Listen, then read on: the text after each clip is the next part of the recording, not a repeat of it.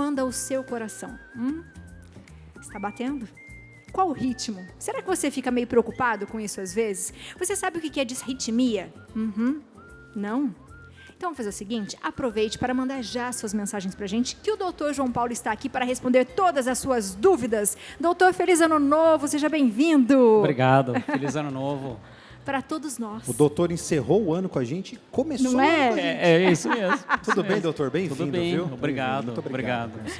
Doutor, quando eu falo dos batimentos cardíacos, né, eu acho que principalmente depois do Covid, todo mundo começou a prestar atenção em como respira, se o coração tá bom ou não, né, a fazer as medições, enfim. E às vezes a gente tem uma preocupação exagerada e às vezes não.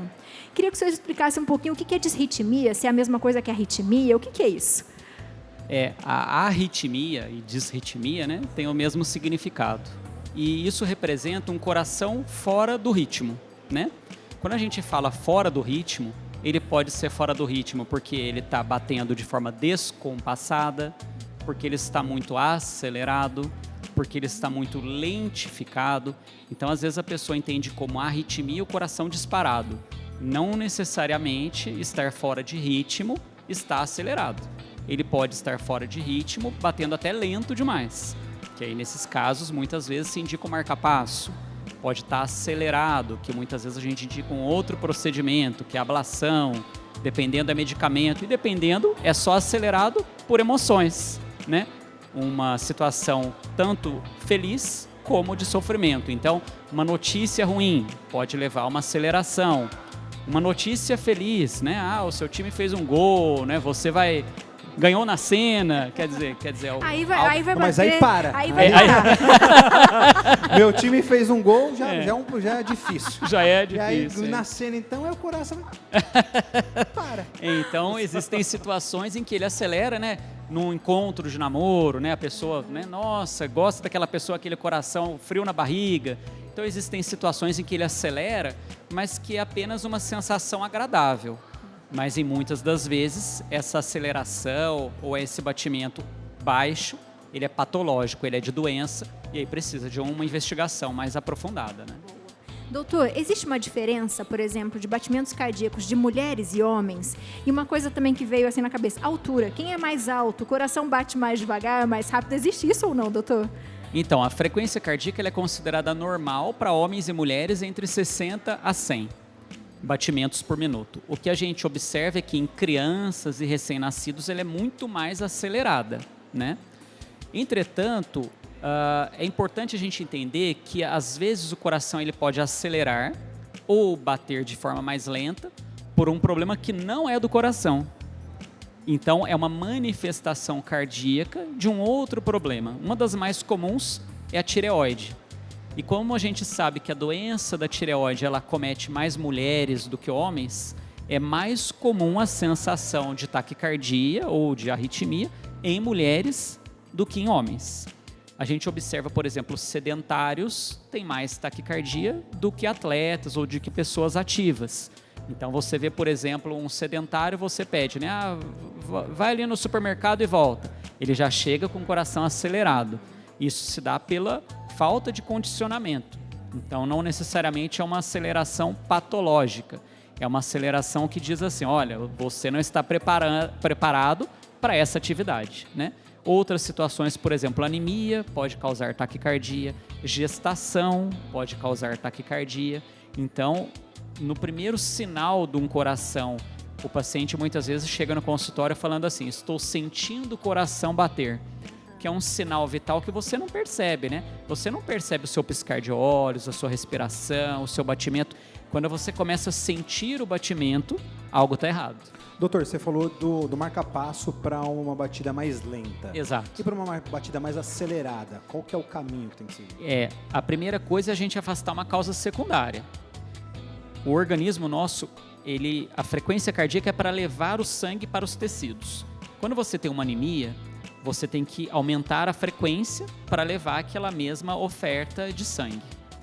Num quadro de hipertiroidismo, ele acelera o metabolismo através de liberação de alguns hormônios. Então, ele acelera o batimento como um mecanismo compensatório. Quando essa aceleração é causada por um problema estrutural do coração, uma deficiência na parte elétrica, ele pode ser tratado com medicamento, em alguns casos por um procedimento chamado de ablação. O que é a ablação? A ablação é quando o coração tem um caminho inadequado do impulso elétrico. Então, vamos supor, o caminho que ele deve percorrer na parte elétrica é assim, e ele tem mais outros caminhos que a gente chama de vias anômalas. Então, através de um procedimento semelhante a um cateterismo, o colega eletrofisiologista, ele vai até esse ponto e queima essas vias de condução anômala, interrompe esse caminho inadequado. Em algumas situações, a arritmia, quando ela é na parte baixa do coração, são as arritmias mais graves, que a gente chama de arritmias ventriculares, que podem ter relação, por exemplo, com um problema nas artérias coronárias. Então, primeiro teria que tratar essas artérias, e quando esse problema não é na artéria, tem que colocar um aparelho que a gente chama de CDI, que é um aparelho que ele emite um choque. Então, o paciente ele tem uma arritmia, que quando não tratada ela pode ser fatal, e esse aparelho é como se fosse um marca-passo, fica debaixo do tecido da pele, e ele gera um impulso elétrico, ele dá um choque no coração do paciente, ele volta a bater normalmente. Como se fosse um desfibrilador? O CDI é o cardiodesfibrilador implantável, é como se fosse um desfibrilador portátil, vamos dizer assim, que em uma eventual crise de arritmia, ele libera aquela descarga elétrica e o coração volta a bater de forma rítmica. E isso salva vidas, né? Quando a gente diz que a doença cardiovascular é a que mais mata no mundo inteiro, e que cerca de 350 mil pessoas morrem por ano só no Brasil de doença cardiovascular, parte dessas mortes são passíveis de reversão ou de serem evitadas. E uma das formas de se evitar é, por exemplo, o CDI. Mas aí, caso a caso, né? As arritmias na parte alta, na parte baixa. Tem um tipo de arritmia que se chama fibrilação, em que a parte alta do coração, ao invés de contrair, ela tremula. E esse tremular faz com que se formem coágulos dentro do coração. E esses coágulos podem se desprender e irem, por exemplo, para o cérebro, levando a um AVC. Então, a principal causa de AVC de origem embólica, ou seja, de origem por coágulo, se dá por uma arritmia que pode ser evitada através de uso de medicamentos, como, por exemplo, anticoagulantes, impedindo que se forme esse coágulo dentro do coração. Então, essa relação direta de coração e cérebro, nas situações de fibrilação atrial, podem ser tratadas de forma muito segura. E como eu expliquei, a sensação é o coração batendo. Então, aquele paciente que ele vai na padaria, ele vai tomar banho, ele vai estender uma cama, ele vai varrer um quintal e sente o coração batendo, disparado, algo está errado, né? Não é habitual você ter aquela sensação dele batendo, sobretudo de forma descompassada. Doutor, nós temos aqui alguns personagens, que a gente fez uma pergunta para o pessoal que estava por aqui, e a gente sabe que algumas pessoas têm algumas perguntinhas para você e alguns depoimentos. Por favor, boa tarde, me fala seu nome. Boa tarde, meu nome é Maria José. Doutor, além de tudo isso que o senhor falou, a disritmia pode ter o fator hereditário? Boa, sim, obrigado. Pode sim. Existem algumas arritmias que têm o componente hereditário, né? Habitualmente são arritmias mais complexas, que envolvem riscos maiores de vida, inclusive. Então, tem algumas arritmias que a gente identifica quando tem morte súbita precoce na família, né? Então, familiares que tiveram morte súbita com menos de 40 anos, de causa, muitas vezes, a princípio, não detectável num primeiro momento, deve-se fazer investigação em todos os familiares de primeiro grau de arritmias fatais. Tem sim, alguns fatores hereditários. Boa. Tem mais perguntinhas aqui. Coloca pra gente. Por favor, seu nome, fala de onde você é. Boa tarde, meu nome é João Batista, nós somos de Porto Alegre. E essa parte de hereditária que o doutor comentou agora, isso aconteceu conosco. O meu pai faleceu de infarto, o meu sogro teve 3 infartos, o meu filho que está aqui, ele precisou fazer uma cirurgia corretiva e nos exames pré-operatórios apareceu um problema no coração dele.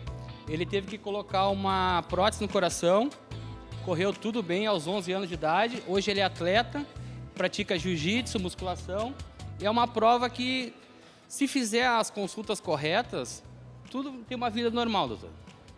Que demais esse depoimento, História hein? maravilhosa, Que muito maravilhoso. Tá ótimo aí, ó. Ah, Deus ótimo. abençoe. Amém. Amém.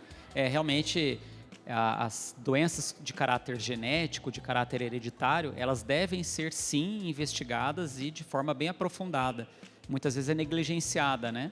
Então, a investigação, a prevenção é a melhor forma da gente ter os familiares com saúde, né, com esse zelo. Então, no primeiro sinal de que alguém da família teve uma morte prematura, fazer esse rastreio familiar por completo para a investigação, porque prevenindo você consegue, como foi o caso dele, né, tratar a tempo de acontecer qualquer eventualidade e poder ter uma vida normal, né? Hoje é um atleta aí de vida normal, né? Que incrível. Perfeito. Tem perguntinha de WhatsApp, doutor? Vamos lá. Coloca pra gente. Coloca na tela. Perguntinha da Bruna, de São Paulo. Quais são os riscos de fazer uma ablação, doutor? Boa, Bruna. Bom, Bruna, a ablação é um procedimento para queimar uma via anômala de condução do coração. E o risco principal da ablação é quando se fizer o ponto, se faz o ponto da queima dessa via, o paciente fazer um bloqueio e evoluir com a necessidade de um implante de marca-passo definitivo. Mas essa situação, a chance é muito pequena de acontecer. Hoje a gente tem grandes centros que fazem o procedimento de ablação de forma muito segura, de forma muito efetiva. E os riscos mais simples é um hematoma no local da punção. Habitualmente é um procedimento extremamente seguro, tá? Então o sítio de punção pode formar um hematoma, eventualmente um processo de infecção local e em alguns casos a necessidade eventual de implante de marca-passo. Mas isso, como eu expliquei, é muito raro de acontecer. Doutor, e o marca-passo, eu queria que você falasse um pouquinho sobre esse equipamento, porque assim, eu lembro que antigamente, né, quando a gente era criança, e acho que temos a mesma idade aqui, surgiu o marca-passo, né, mas era só um tempo que podia utilizar o marca-passo. Como é que é isso hoje? Então, o marca-passo, ele evoluiu muito, né? Antigamente, o marca-passo tinha uma série de restrições, né? Hoje ainda existem algumas restrições, mas que a gente pode ajustar o aparelho de tal modo que o paciente possa fazer exames de imagem, como por exemplo ressonância. E a duração hoje dos geradores do marca-passo, ela acaba sendo mais longeva em razão dos ajustes que se tem no aparelho.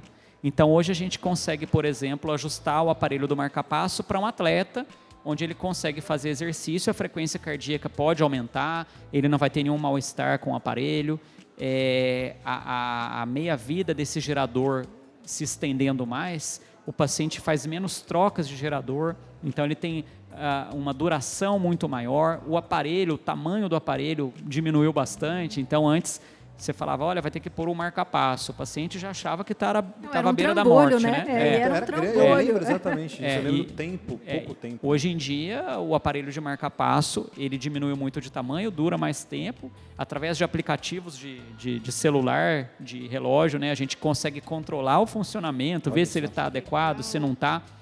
Tem aplicativos que a gente consegue que o paciente nos mande o eletro do marca-passo pelo aparelho para ver se ele está funcionando adequadamente. Então, o paciente teve uma palpitação, olha, faz um traçado no seu relógio e me manda no meu WhatsApp e eu vejo ali como está o traçado. Então, a tecnologia veio para ajudar muito nesse quesito do marca-passo. Antes o paciente colocava o aparelho, ficava 3, 4 dias internado. Hoje ele põe pela manhã e fim da tarde no máximo está indo embora, né? Evoluiu bastante. Então é um procedimento extremamente seguro, mas precisa ser acompanhado de perto. Às vezes o paciente coloca o aparelho e esquece que aquilo tem um gerador e que precisa ser avaliado se ele está funcionando adequadamente, se não está. Habitualmente esse gerador ele é acompanhado de 6 em 6 meses. E o paciente às vezes coloca o aparelho, chega no consultório tendo desmaios. Aí eu pergunto, né, quanto tempo você tem o marca-passo? 8 anos. Quando foi a última avaliação do marca-passo? Nunca fez. Então ali, quer dizer, ele é um procedimento que vai lhe ajudar, ele não vai lhe curar. Sim. Então ele vai te ajudar a ter uma qualidade de vida, o coração da parte elétrica vai ser controlado, mas precisa de um acompanhamento. Muitas vezes ele coloca o aparelho e esquece.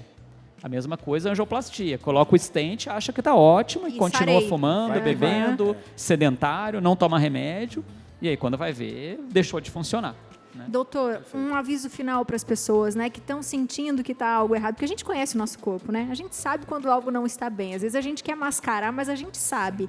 O que a gente deve fazer a princípio, porque tem tratamento e é possível conviver, que a gente viu um exemplo aqui, né? O que o senhor falaria para as pessoas? Bom, a primeira coisa é ter bons hábitos de vida, né? Vários fatores podem desencadear a arritmia, né? O álcool, o sedentarismo, a obesidade, o estresse emocional, o uso inadvertido de alguns medicamentos, que hoje a gente vê muita moda de remédios e alguns deles podem causar arritmia. E no primeiro sinal de alerta, procurar o cardiologista. Está passando muito mal, é de madrugada, porque a arritmia não tem hora para se manifestar. Pronto-socorro, ir para o hospital para um pronto atendimento. Mas quando isso for observado no dia a dia, marcar uma consulta, passar por uma avaliação, fazer um rastreio, às vezes é uma coisa simples que pode ser tratada e às vezes é uma coisa muito complexa que pode levar a uma morte súbita. Então é fundamental essa avaliação. Mas ter bons hábitos de vida já é um bom começo. Com certeza. Muito bom, doutor. Muito Doutor, obrigado. seja sempre muito bem-vindo. Obrigado. Feliz Ano Novo para todos nós. Amém. Bom mês. Você de casa Obrigado. tem mais dúvida? Eu sei que tem. A gente vai continuar respondendo para você. Continua mandando no nosso Instagram também. E se quiser mandar um recado para o doutor, João Paulo Andrade, 1981, @yahoo.com. Obrigada, doutor, mais uma vez, viu? Disponha.